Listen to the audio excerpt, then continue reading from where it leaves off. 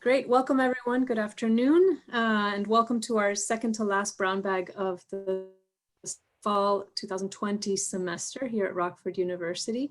My name is Marilén Loyola, Assistant Professor of Spanish, and together with Orhan Erdem, Dr. Orhan Erdem, we co-coordinate the brown bag series here at RU. We want to thank especially the Advancement Office and staff and Nicole Riley here, who's managing the logistics of today's recording. For their help and support this semester. Our presentation today is by Dr. Kristen Revell. She earned her PhD in composition and rhetoric from the University of Wisconsin-Milwaukee. Before coming to Rockford University, she coordinated first-year composition at UWM, a role that involved curriculum development, program assessment, and faculty training. Her research and teaching specialties include first-year writing and the ethics of composing technologies, including social media, and draws from feminist theory, digital media studies, and multimodal rhetoric.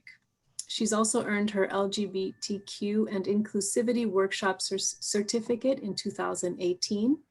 And professionally, her writing has appeared in Composition Studies, Bedford Bits, and the Sweetland Digital Writing Collaborative.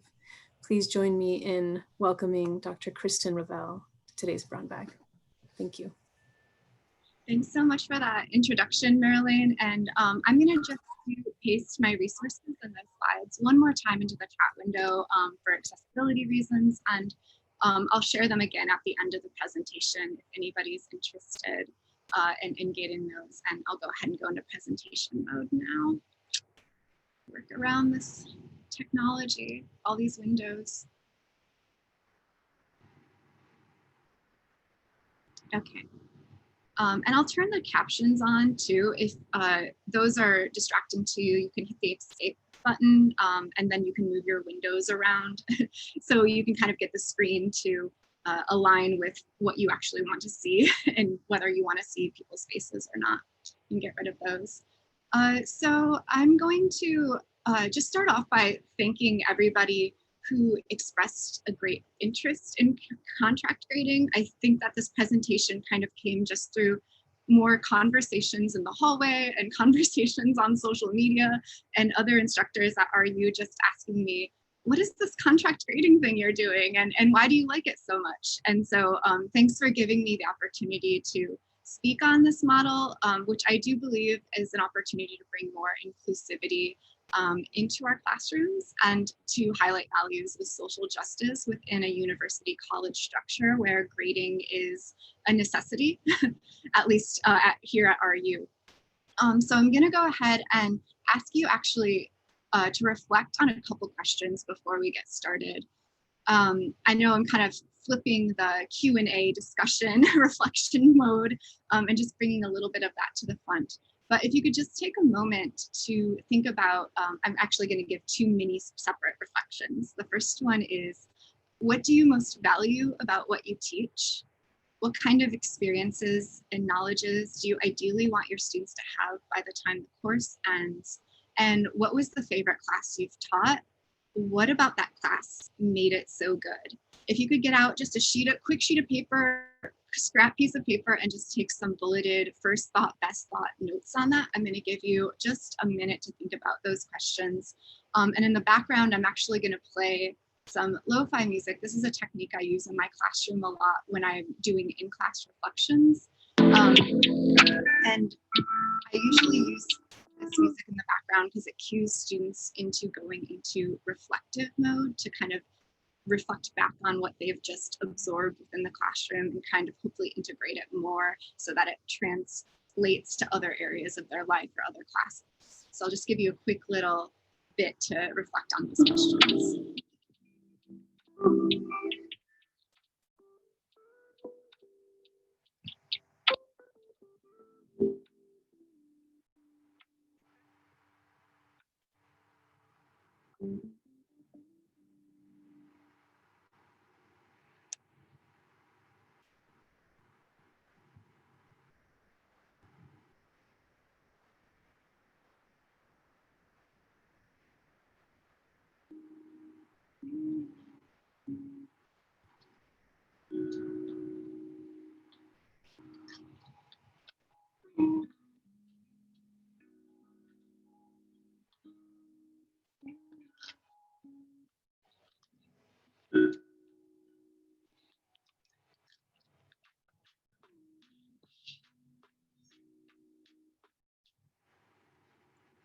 going to stop you there. I know that wasn't a ton of time, but I also know this presentation is very quick. So I'm going to go ahead and bring out the next round of questions. And this one is about your own assessment practices. And again, same kind of free note, bulleted listing type of reflection.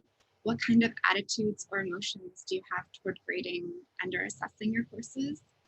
What do your grades mean to you, and what do you hope they communicate to students?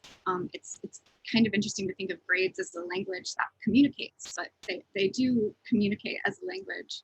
And then why did you adapt your current grading structure? What forces inspired it? Again, I'll give you a little bit of time to reflect on those.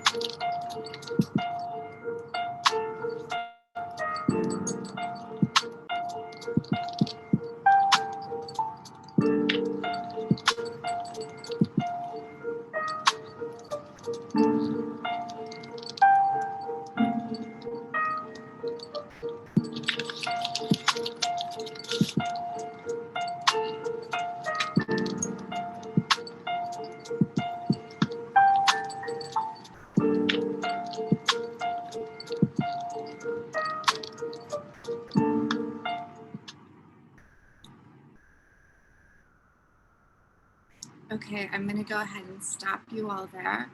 And forgive me, I'm just taking a little bit of a moment to see whether I'm sharing the right thing with you.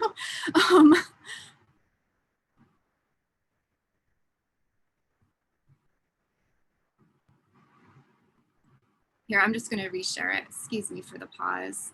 It's just coming up a little bit differently than what it was before for me. Okay, there it is. So I want us to all kind of reflect on the juxtaposition of your teaching philosophy with your assessment practices. Perhaps later on in the Q&A, we can even center our conversations, our questions on that in light of some of the stuff that I'm talking about today and going over in terms of contract grading. So some things that I'm going to cover today are why are we reconsidering our grading models? So what is traditional grading? Where has it come from? What are the qualities of it? And how has it been kind of critiqued in the last years? And then I'll move into the characteristics of contract grading. The middle part of the presentation will focus on 3 of the primary values I see as necessities for contract grading in order for it to work effectively within our classroom. And then I'm going to end with the discussion and Q&A where we can kind of go back to this reflection that was in the beginning of the presentation. Sorry, I'll go back into presentation mode so everyone can see a little larger. Again, thanks for your patience with me as I kind of sort out the way this technology is working on my end.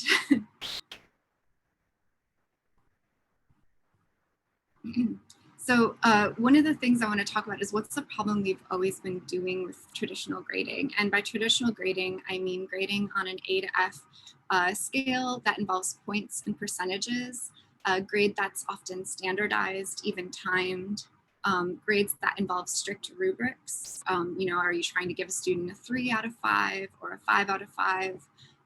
Inflexible deadlines for assignments, and classrooms that emphasize instructor-student hierarchies where the instructor's kind of the head and the students are just listening and reiterating what the head says. An important thing that I think has grounded a lot of my own interest in grading is my background in feminist ethical theory and thinking about inclusivity in the classrooms. And so one of the statistics I always think is fun to reiterate is that A to F grading scale hasn't just always existed forever in our human existence. It actually it developed in the late 1800s, and then in the mid 1930s, the percentages scale became popular. And what I appreciate about keeping in mind that these are not permanent systems, that they're socially and culturally constructed and thus changeable, is that it gives me hope that we can actually transform our institutions to be more fair and just, even though there's just these big systems.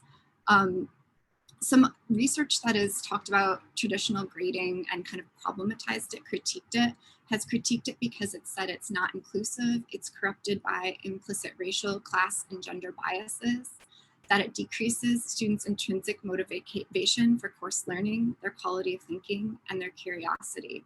So when students enter our classrooms, they're more motivated to try to do the least amount of work possible in order to earn the best grade, as opposed to kind of learning through their own personal interest. It's also, and I'm sure a lot of you have noticed this semester especially, increases student anxiety, fear of failure, and imposter syndrome, and it positions instructors and students as adversaries as opposed to as collaborators. Finally, the standardized grading or traditional grading emphasizes competition and students' inadequacies as opposed to highlighting the kind of gifts that they bring into the classroom. Contract grading, on the other hand, is, and I'm sorry, I think that the presentation mode keeps slipping out for me and then I can't control it. So I'm sorry again on my end if I'm seeming text savvy right now. Okay, back to contract grading though. Contract grading is part of an ungrading trend. So if you think of ungrading as an umbrella, contract grading is kind of one part of that umbrella. And it's a means of still assessing students and giving them a final grade while also taking into consideration kind of a more inclusive and process-based approach to grading. And so some of the characteristics of contract grading include a written contract between student and instructors that outlines grade expectations. Students will complete a certain level of assignments or activities to achieve their grade goal. There's, and Peter Elbow talks about this in the resources I gave, typically minimal grading increments. So rather than being like, is this a 79 or is this a 81? You're always going to grade students on meets expectations, does not meet expectations, or exceeds expectations type of scales, or satisfactory, unsatisfactory, above and beyond, that kind of grading scale. It's process-based and reflective approaches to learning as opposed to a high stakes one and done type of assignment or exam, and it involves some level of student negotiation and choice. And that's really important if you're interested in adopting contract grading. Students do need to have a voice and say within the grading, and in a lot of contract grading classes, students do participate in developing the rubric. I personally don't have students develop the writing rubrics, but I do have them develop our participation rubrics in our class, or share a role in developing that together, and then self-assess from there. And I'll talk about that a little bit later.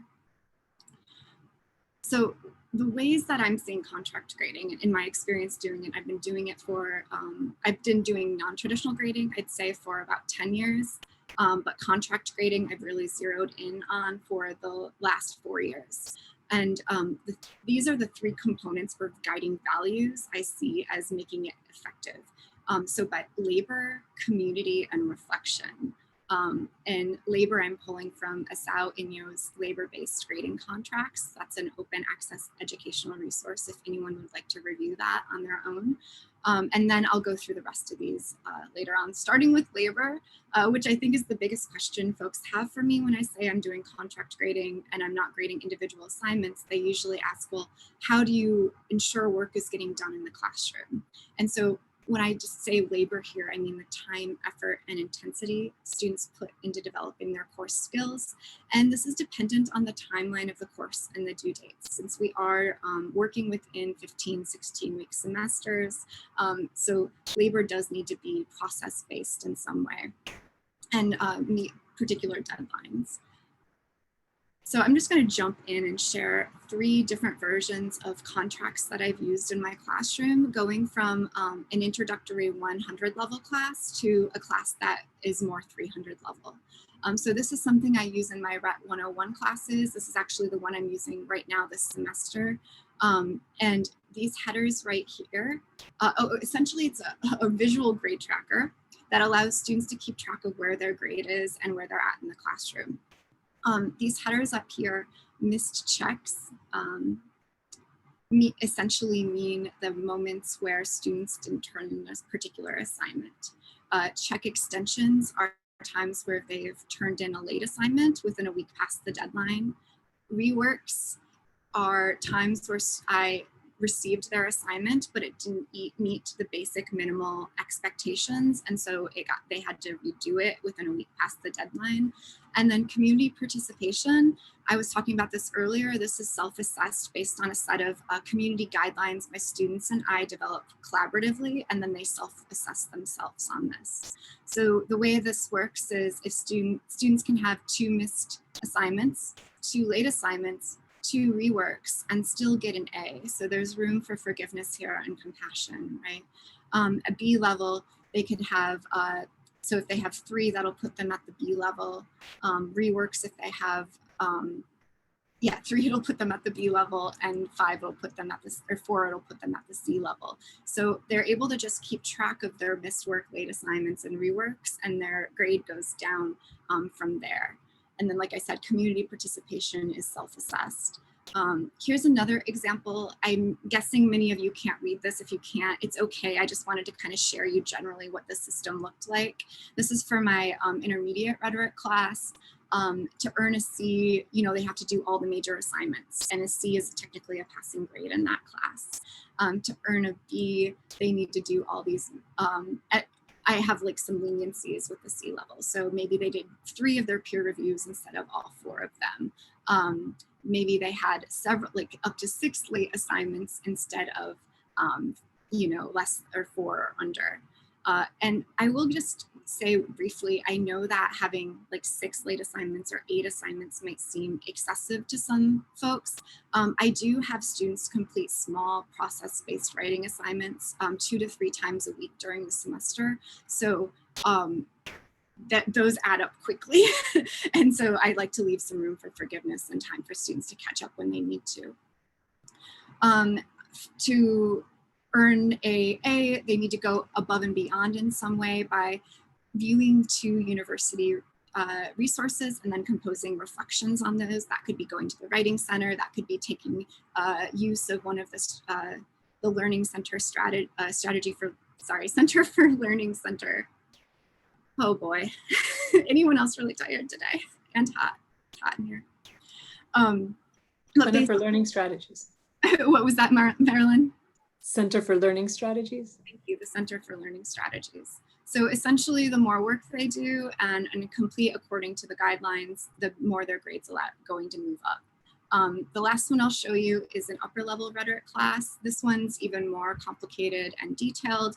The full version of this is in those resources I shared with you all at the beginning of the hour on that resource page. But it gets divided into their written work, their growth and learning, community participation, and individual work. And in order to meet an A expectation, they have to have 3 of these 4 categories met. Same with the B and same with the C. So if you'd like to look at those in more detail later, I definitely invite you to. These are all kind of structured around my writing-based classes, but you could adapt different headers depending on what type of content you teach. I'm not going to go into a ton of detail about how to transition from small quizzes and small graded assignments to something that may be more friendly for contract grading, but I will just mention that if you are going to kind of transition and you're like, what do I do if I can't have small reading quizzes or graded assignments? One of the strategies I found that has worked really well in my classroom is to have students take detailed notes, give them instructions for taking what kind of notes you'd like them to, and then have them submit those to Canvas as opposed to having some kind of reading quiz. And I really like Canvas as a tool for this. Sorry, there's like sunstrip there.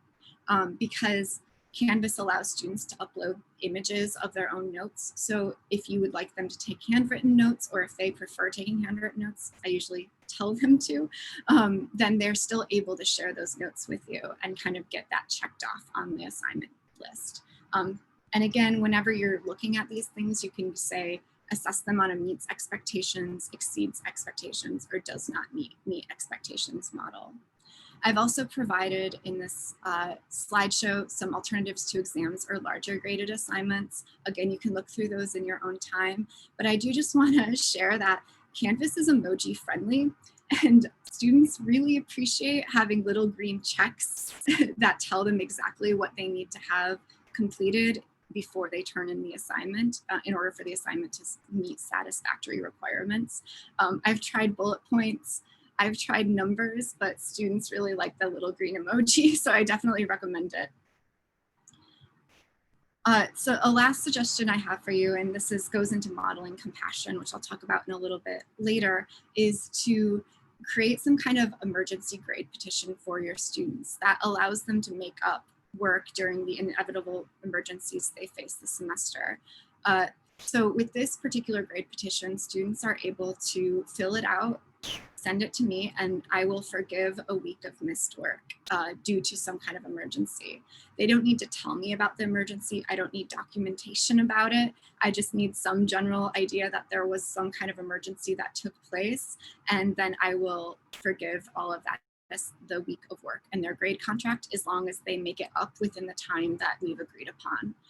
I really appreciate this emergency grade petition because I found in my classes, especially in my 101 classes, when I'm working a lot with freshmen who have just come to college, students often come in with a lot of trauma and negative experiences surrounding K-12 education or educators in general. And so it makes them less willing to come and ask for help when they really need it. On the other hand, the students who have transitioned well in the educational system will come in and ask for that help. And I found I was giving it on a talking basis as opposed to inviting students to use this. So I really like this model. It's even students who come into my classroom who end up not passing my class will still stay in touch with me because I'm inviting them to have some missed work or to have some emergencies. I'm building a structure and a grading structure that allows for those life happens moments. And so I have far fewer students just completely ghosting my class after making up work than I have not just because of including this emergency grade petition. I'm going to move into community next. I define this as the affective state shaped through students' actions and attitudes. It emphasizes the responsibility of all in supporting one another in the shared learning environment. And I really want to emphasize that when I talk about community, I also mean the instructor too. Community is relational. It's important to keep in mind that how we relate to our students is going to be reflected back to ourselves and the effective atmosphere of the classroom.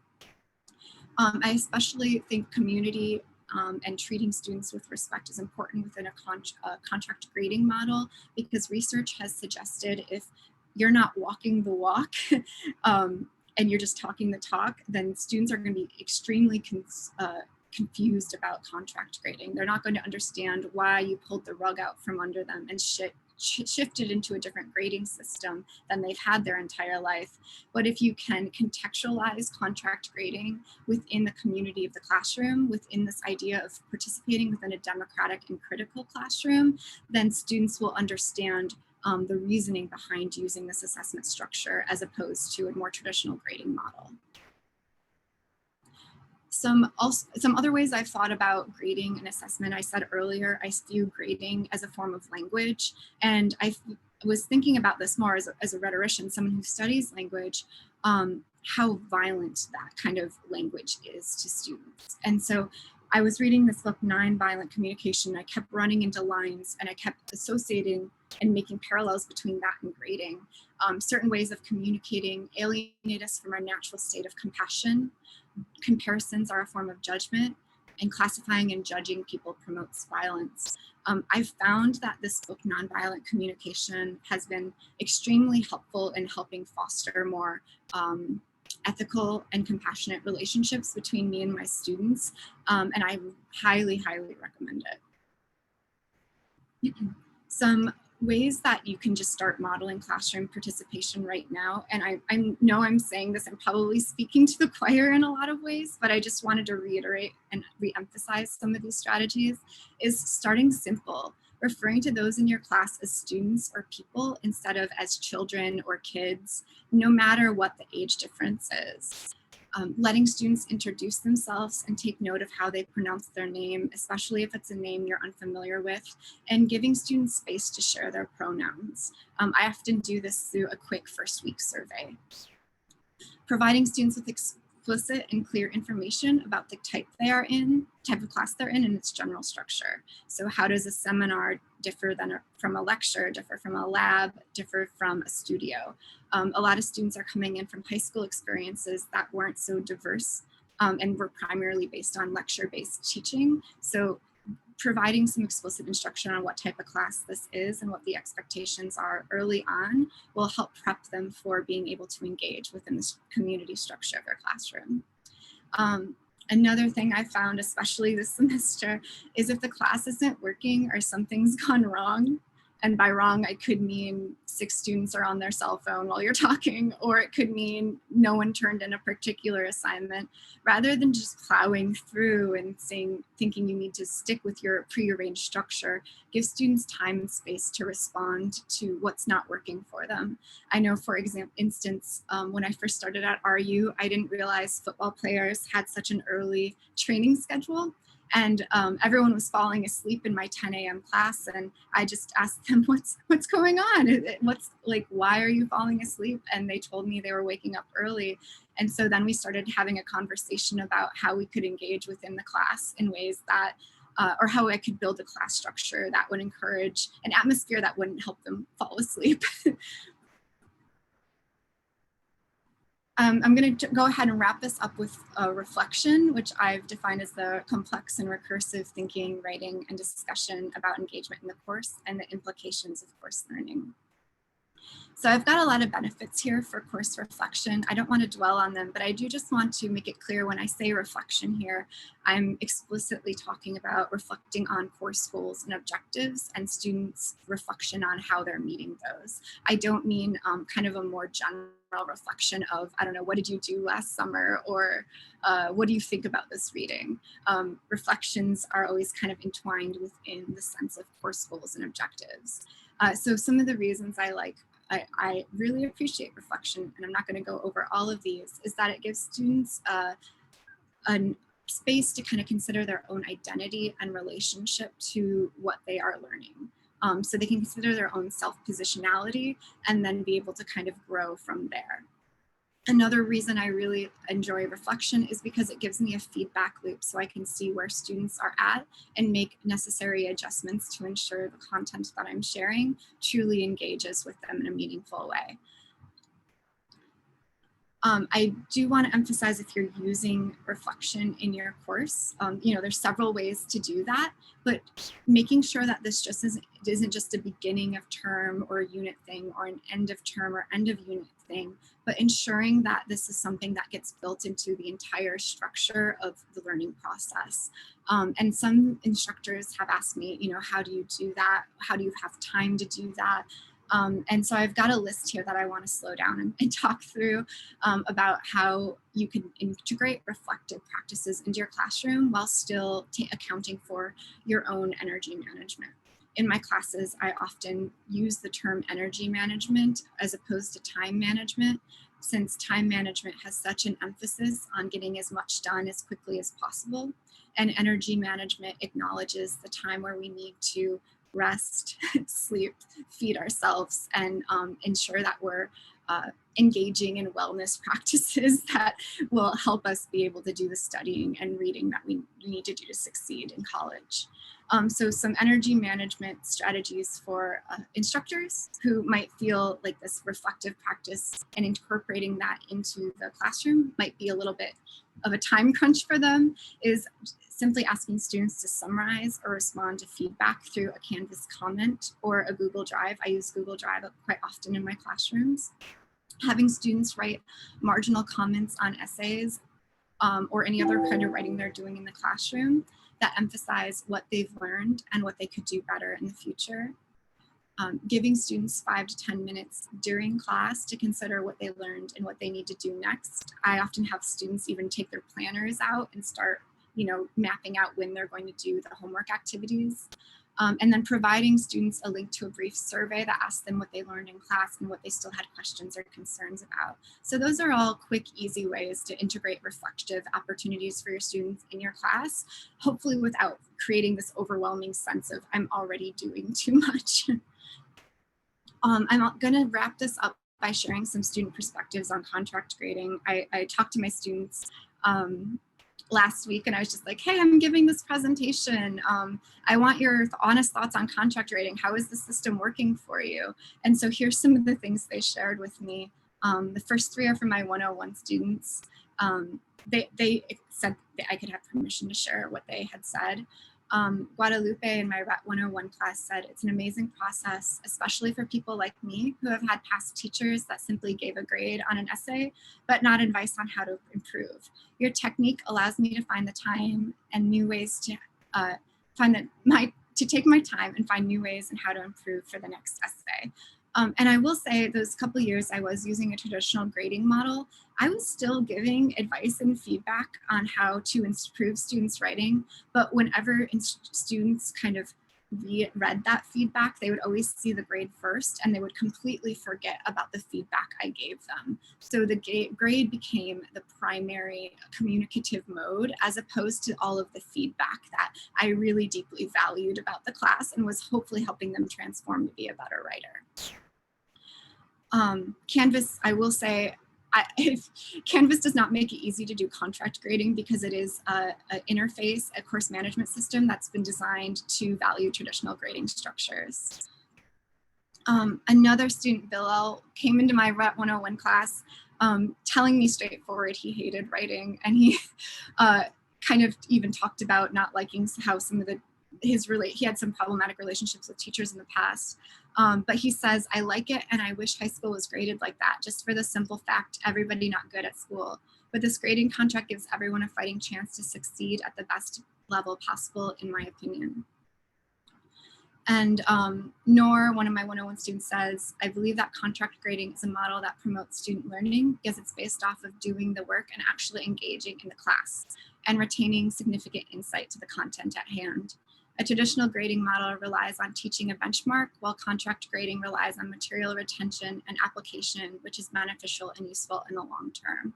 I feel like I need to get Noor to co-write my teaching philosophy for me because I thought that was really articulately stated. And then finally, this is a student in my 101 or my 351 class currently. She says, I feel it gives me more creativity and space to express myself in my writing without having to worry about specific grade and strict guidelines. I feel like writing is all about the process or the journey, and this type of style of grading and teaching allows me to go through that journey. As well, having reflections are great because it lets the teacher and yourself know where you're at in class and how well it's working for you. I've found that students really appreciate reflection and have often even shared with me, oh, I've never done this in my classes before. I've never done it this way. And they just really appreciate that space to be able to kind of digest what they're learning and reiterate it in their own language in a casual way, as opposed to having to do this in kind of a more formal test-taking way. Finally, I just wanted to share that this kind of accomplishment that I think only happened because of contract grading. I was teaching an 8-week summer class over the summer with my Ret 351 class, and we were just having it was an asynchronous online class, so students got to work at their own pace, but we would talk through this little Discord channel I had set up, and through some organic conversations back and forth with the students about how they felt about the technology I was using in this class, we ended up deciding I ended up revising what my previous assignment was and opening up an alternative assignment for them so they could do a second rhetorical analysis, or they could do a collaborative writing essay with me. And 5 students chose to write this essay with me.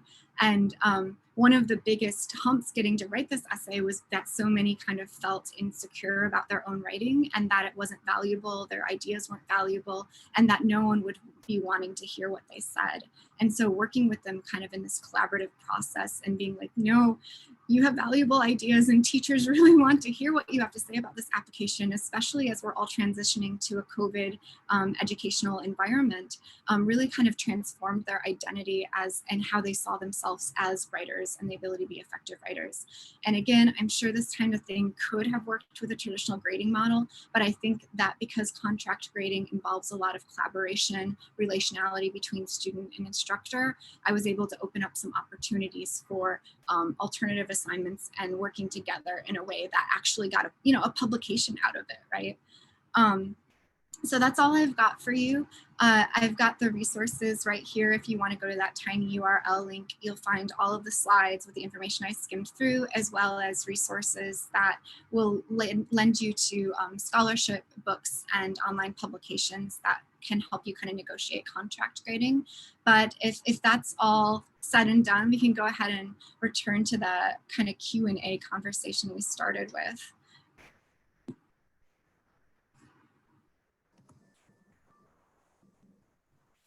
So Kristen, if you're following up on the questions you had us answer at the beginning, do you want to manage this part as well? Or do you just open it up for questions?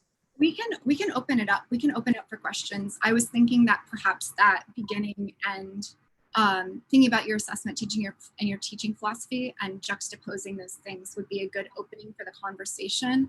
But I'm also just willing to, be flexible and just answer and discuss any of the questions that you all have.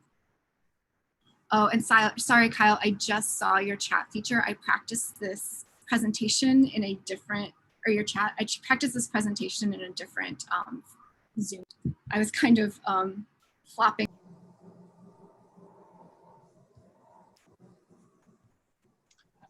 I don't know if this is a question. I know it's so bad to start that way. But what I feel like I've heard people say that contract grading seems like it's just a way to be easier on students. Like, oh, come on, you just want to give everyone an A. I've heard one person say that out loud once. And I feel like what changes it for me is actually seeing your actual documents. When I see like what are students actually expected to do, it almost feels like, oh my goodness, she expects more of them than I expect of my students. It's more formalized. So I don't know if that's a topic for conversation or not, but I find myself thinking a lot about how hard is this class from a student's perspective? What are they going to say, and how does it match with the work I want them to do? Yeah, this idea of rigor, I think, is one of the critiques of contract grading. I told my students this semester that, write 3 pages, and because I shortened some of the essays because of COVID for one assignment, and all of them were writing like 7 or more pages. So it's one thing to kind of theorize, like maybe they would work less hard, but students often tell me that they're doing more work in my class than they are in other classes, but the work is easier, which I will take, right? If they're spending time engaging on work, making thoughtful revisions, and going through this in a process-based, non-anxiety provoking way, then I value that. They're still doing the work. We don't need to, give our students anxiety attacks in order to enforce some sense of rigor within the classroom.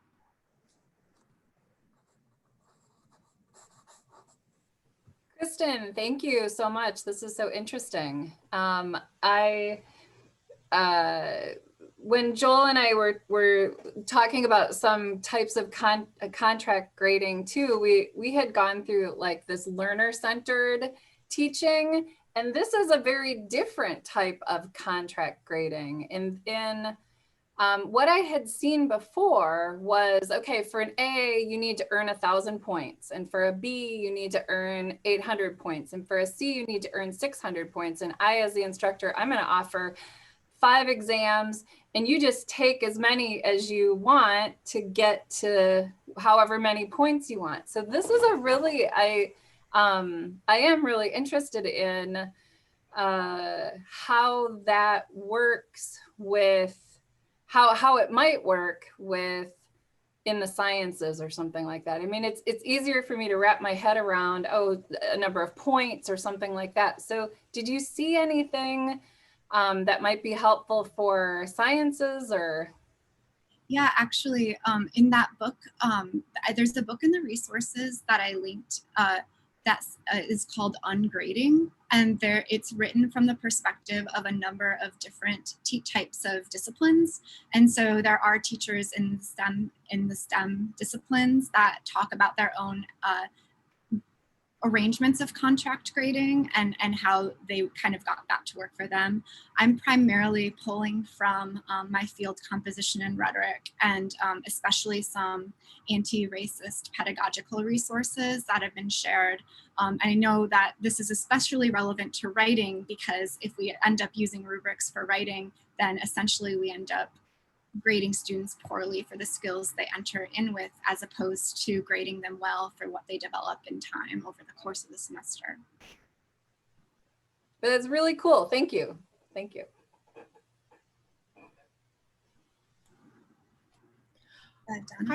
I have a question that kind of follows up on Deb's. I teach technical, I teach computer science, and every assignment builds on the other assignment before it.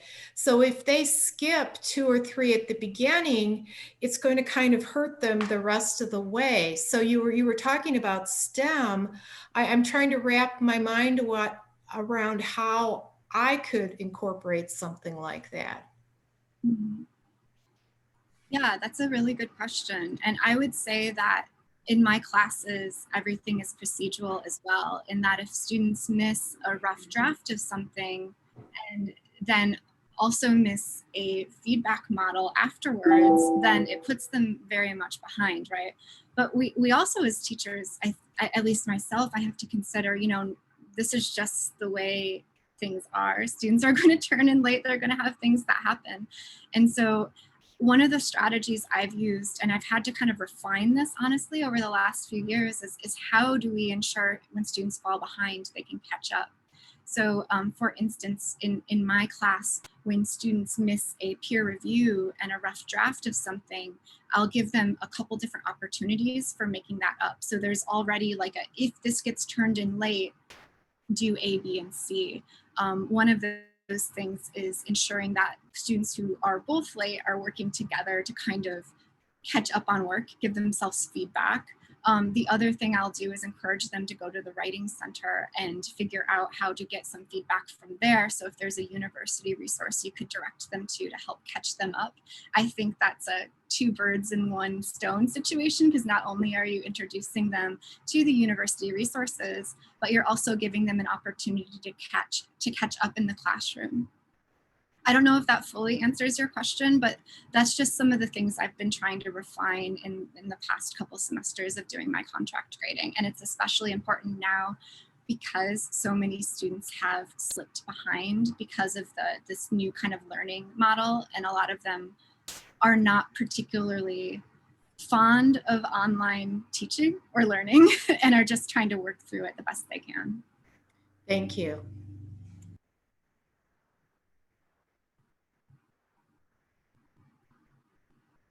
Kristen, thank you very much. This is Matthew Bork. Question for you, in terms of two things.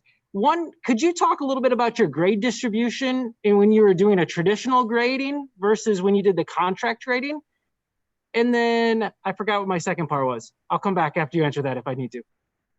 I haven't actually put this on an Excel sheet or quantified it in some way, but one of my colleagues, Jen Schwartz from UW-Madison, actually did do that, and she found that her grade distributions using a contract grading model were fairly equal to the ones that she was using when she was doing traditional grading. If you're interested in her research, I can link them to you. Honestly, when I was doing contract grading, I feel like I wasn't giving, I can't, like, I'm thinking, I'm like, I don't think my grades were that much different than they were beforehand.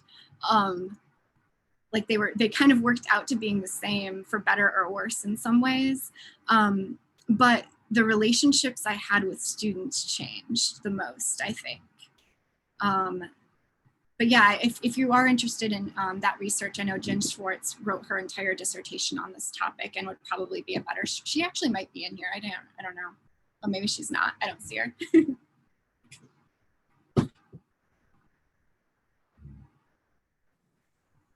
Matthew, did you remember your second question? Yeah, sorry, I was muted there. What about, I don't know if the sniff test, right? Does it pass in your experience? Do the grades make sense to you? Oh yeah, definitely. And if they don't, then I have a conversation with my student about why, like, the grades become a discussion almost, as opposed to the instructor assigning them as like a head. And so it becomes much more discussion based. And so a lot of times, I think on one of the slides I shared, I'll have a lab day and I'll just meet students out for 3-4 minutes at a time to talk to them about where they're at and where they think they're at. And I'll ask them to look over their contract and how they're tracking it and ensure that aligns with my own thinking. But I would say yes. And then if it doesn't, then I'll usually talk to my students about it and we'll make some kind of changes to the rubric to ensure that that does align with kind of the grades that we want. Because it kind of seems like the first time you do this, you might miss the mark, right? Like how many points do I need, or I'm trying to articulate what I'm trying to think. Like the first time you dive into this, like you're saying, you have to go in, just jump into the pool. But how do you make sure that, or it just seems like if I was going to do this the first time, I would probably be off. There's no way that I could align grades and the requirements, or how to assign the contracts is what I'm saying. I guess one of the other things I wonder, and this is something I'm thinking about, does it matter? Like if students are learning, if they are coming out with a particular set of skills, then does it necessarily matter whether or not the traditional model of grading aligns specifically with your contract level of grading? If you're still seeing learning happening, if they're still moving through the goals and objectives of the class, I don't know why we necessarily need to emphasize grades or standardized or traditional grading as much as we do. And I think that's because I'm sitting here with Dr. Lipton as well. And if I let a student get through my Chem 105 and Chem 106 class, and they don't know how to draw a Lewis structure, and they get to organic chemistry and they can't draw it, I'm setting them up for disaster. Like there's no way you can learn any of the concepts in organic chemistry if you don't know those concepts. So that's where it's important in ours, because so many courses are learning going forward. And I think that's what Deb was kind of saying about being a little bit difficult, potentially, and maybe Donna's comment was talking about that. So, but it's very interesting. I like it. It would be interesting, not now in the middle of COVID, to try this, but sometime. Yeah, and I'll just add, I know that you had mentioned if I'm not doing A, B, and C and students move into this other class, I'm setting them up for failure. I am teaching 101 and then 102, and if students don't have proper knowledge of how to contextualize their sources, the sources that they're using as they're adding them into their essay, and then 102 they go to write their research essay, I too am setting them up for failure in some ways. And so I think that the idea of a redo is really helpful for me, because in that kind of process, because I can ensure students have the basic skills they need before they're moving into the next class. And that redo system does allow for students to kind of go back, study a bit harder on this particular concept, and then retry it and bring it to the classroom. But I also don't teach in STEM, so I'm sure my knowledge is very limited in terms of how this might work out in that type of classroom as well. Thank you all. We have time for one more question, and Jen has her her hand raised here. We are at 12:50, so we'll have to wrap up right after this question. Hi, first, Kristen, I just wanted to say thank you for doing this, because I was one of the people who pestered you to do this. So thank you very much. I appreciate it. And I've read through your course websites and things like that, so I know a lot of the content behind what you presented today. So I would encourage folks, if you're interested in this, to visit, if Kristen, that's okay with you, to visit some of your course websites, because there's just an abundant, like it is extensively detailed and laid out and explained to students. So it was super helpful for me to try to learn it. So my question might make us all chuckle. Maybe you're not like me as a faculty member, but I find the longer I teach, the more and more I detest grading. And I wonder if this makes grading less odious for you. Like, have you personally, not just workload, right? But just personally, have you found grading to be a more satisfactory experience? Absolutely. And I didn't have a lot of time to go into this or to talk about how it could look for in Canvas. But I would say the work of grading isn't necessarily more or less labor than it was before, but it is more enjoyable because I'm actually aligning my teaching philosophy with the types, with an assessment model that works with that philosophy, as opposed to them kind of working against each other. So I have found this model helpful for just bringing myself to respond to student writers as a human reader on the other end, as opposed to often they kind of conceptualize us as almost like grading robots who are just going to give them a grade and move on. So yes, it has been more enjoyable. And like I said previously, I'd say that as much as it's helped my, as much as it's, you know, students have enjoyed it, I think that it's improved my relationship with students just as much, because again, that teaching philosophy is better aligned with my assessment. Thank you.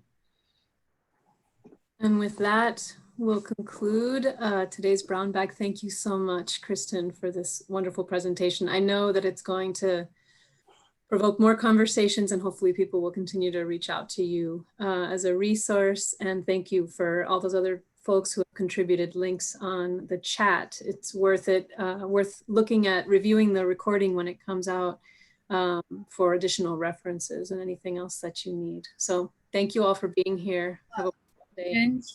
Virginia Schwartz is in this presentation, and she's really great and knowledgeable about that, and she'd be happy to have these conversations. I'm sure we've had plenty on Facebook. Marilén, just a quick note. I think we won't have a seminar next week, right? Like for the information. We don't have a Brown Bag next week. Our last Brown Bag is on November 23rd. Just for your information, everybody. Yeah. Before Thanksgiving. Yeah. Thank you, everyone. Have a great rest of your day. Thank you. Bye. Bye-bye.